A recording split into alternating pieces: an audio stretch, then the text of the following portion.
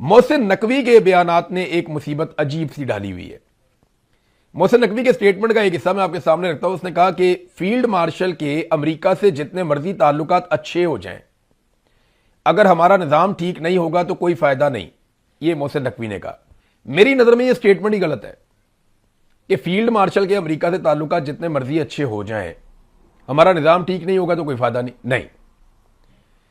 यह निज़ाम तब तक ठीक नहीं होगा जब तक कि फील्ड मार्शल या आर्मी चीफ अमेरिका से ताल्लुकात बनाना बंद नहीं करते।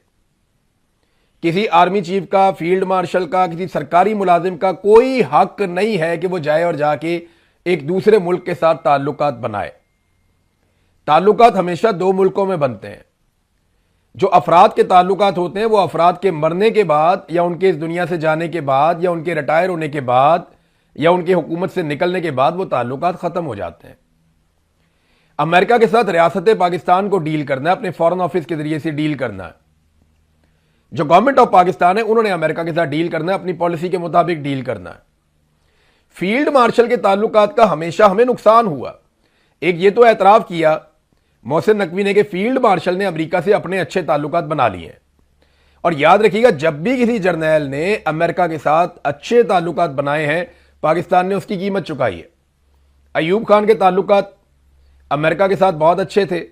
पाकिस्तान में जमहूरियत की मंजीर ठोक दी थी उस आदमी ने। मादर मिल्लत फातिमा जिन्ना को उसने गद्दार करार दे दिया था।